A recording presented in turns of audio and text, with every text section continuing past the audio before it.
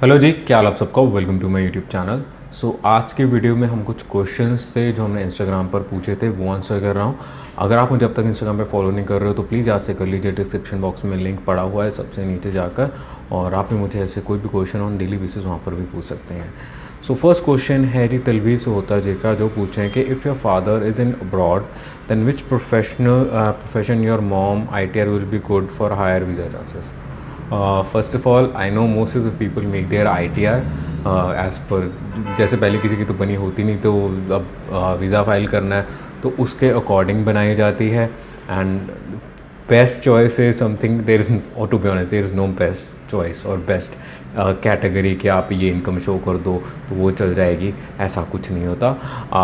Firstly अगर आपके father Talveer जी जैसे बाहर हैं तो अगर आप उनकी शो करें that would be the best thing. जैसे कि आप उनके एम्प्लॉयमेंट का शो कर दो, जैसे वो जॉब कर रहे हैं, जाहिर सी बात है वो शायद वो एक लीगल जॉब कर रहे होंगे, उनका कोई जॉब कॉन्ट्रैक्ट होगा, उनको सैलरी मिलती होगी, तो पहले आप वो शो कर दें। If it is like the total income, the annual income is above 6 lakh, तो शायद आपको मदर की शो करने की ज़रूरत है ही नहीं, ठीक है ना, उन पर ही काम चल जाएगा। अगर नहीं है तो then we have to look आपके ऑप्शंस क्या क्या हो सकते हैं। फॉर एग्जांपल, जैसे अगर आपका फार्मिंग का बैकग्राउंड है तो आपकी जो ITR है मॉम की फार्मिंग बेस पे हो सकती है, या फिर अगर आपकी रेंटल इनकम आ रही है उसके बेस पे हो सकती है। ये प्रोफाइल टू प्रोफाइल वेरी करेगी कि आपके पास ऑप्शंस क्या क्या है, उनमें से जो सबसे लीगल एंड राइट वाला बन रहा हो उसको शो करें, उस थोड़ा फिर ईजी रहता है। कह तो हम कुछ भी सकते हैं, ठीक है ना, बट कल को दिक्कत आ सकती है आपको, ठीक है। सेकेंड क्वेश्चन है लवजीत जी का कि make video on visa chances for non ACS file. Sir मैं इस टॉपिक के ऊपर ना 1000 बार वीडियोस बना चुका हूँ, चलो 1000 बार तो ज़्यादा हो गया, बट बहुत सारी वीडियोस बनाई हैं यार, ऑलमोस्ट हर इनटेक में बनती है।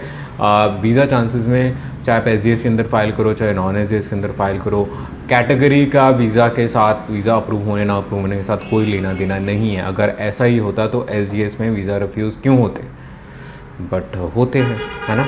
तो end of the day profile matter करती है, और प्रोफाइल में कुछ चीज़ें होती हैं, कुछ गिनी चुनी, उनका आप ध्यान रखो। कोर्स अपना रेलेवेंट चूज़ करो, उसमें आपकी कोर्स की सिलेक्शन भी आ जाती है। आप एकेडमिकली मीट कर रहे हो, कोई फाउंडेशन प्रोग्राम ना लगाओ आपको, डायरेक्टली आप किसी प्रोग्राम में एनरोल कर रहे हो, प्रोविंसेस कॉलेजेस कोई मैटर नहीं कर रहे हो, तो कोर्स रेलेवेंट सबसे बेस्ट चीज़ होती है। उसके बाद आप बाकी रिक्वायरमेंट मीट कर रहे हो, कोई फाउंडेशन प्रोग्राम ना लगे आपको, एंड उसके बाद आपकी फाइलिंग में कोई मिस्टेक ना हो, फाइलिंग अच्छे से हो, ठीक है ना, एंड आपकी SOP अच्छी हो, आप अपने फ्यूचर इंटेंशंस को अच्छे तरीके से एक्सप्लेन कर दो, दैट्स इट। चाहे आप SGS के अंदर फाइल करो चाहे नॉन SGS के अंदर, सेम चल जाएगा।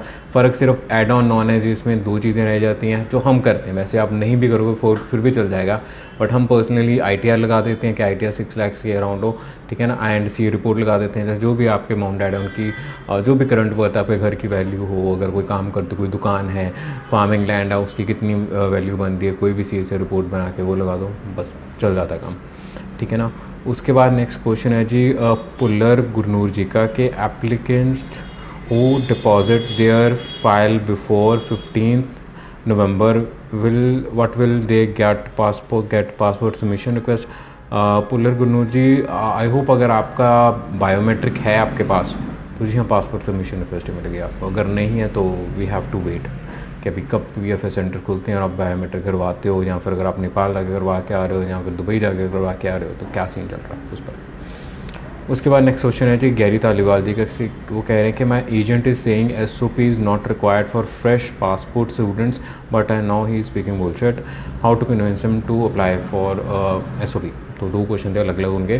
First of all sir, SOP लगाना कोई मैंडेटरी नहीं होता, टू बी ऑनेस्ट, ठीक है ना, कोई ज़रूरी नहीं होता, बट हम पर्सनली लगाते हैं और भी बहुत सारे कंसल्टेंट्स होते हैं जो पर्सनली लगाते हैं। मैंडेटरी तो सेकंड अटैम्प्ट में नहीं होता, लाइक टू बी ऑनेस्ट, अगर आपका रिफ्यूज़ भी हो जाता है तो सेकंड अटैम्प्ट में कोई ये नहीं है कि आपको SOP लगानी ही लगानी, बट आपको अपनी फ्यूचर इंटेंशंस एक्सप्लेन करनी है, आपको फ्यूचर प्लान एक्सप्लेन करना, उसके लिए ज़रूरी होता है। बिना SOP के वीज़ा भी आ जाते हैं लोगों के, बट हमारा पर्सनल मानना है कि भाई रिफ्यूज़ल आने का चांस देखना ही क्यों है, फर्स्ट टाइम लगा दो, ज़रूरी थोड़ा है कि रिफ्यूज़ल आएगा तब भी लगाएंगे, तो फर्स्टली लगाना हम प्रेफर करते हैं।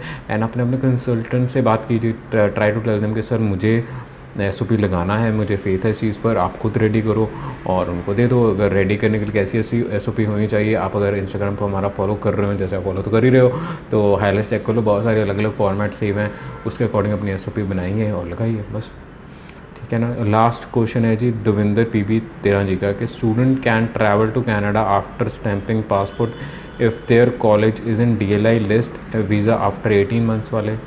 सर अगर आपका कॉलेज रेडीनेस प्लान की जो लिस्ट में है और आपका वीज़ा स्टैम्प हो चुका है, चाहे 18 माह से पहले या चाहे बाद में, आप ट्रैवल कर सकते हो। बस दैट्स इट। ठीक है जी। अगर आपको ये जी क्वेश्चंस का रिप्लाई ठीक लगा है, आपको कुछ डाउट आपके क्लियर हुए हों, तो प्लीज़ भाई लाइक कर दीजिएगा, चैनल को सब्सक्राइब करना ना भूलिएगा। अगर आपका भी कोई भी क्वेश्चन हो तो प्लीज़ इंस्टाग्राम फॉलो कर लीजिए, डिस्क्रिप्शन नीचे लिंक पड़ा हो। वैसे तो आप बहुत सारे लोग नीचे कमेंट कर ही दोगे, बट मैं सबका रिप्लाई नहीं कर पाऊंगा, तो आप वहाँ पर ज़रूर फॉलो कर लेना एंड ताकि आपको मैं रिप्लाई कर पाऊँ। ठीक है ना जी। And thank you so much for watching this video, keep supporting, bye bye.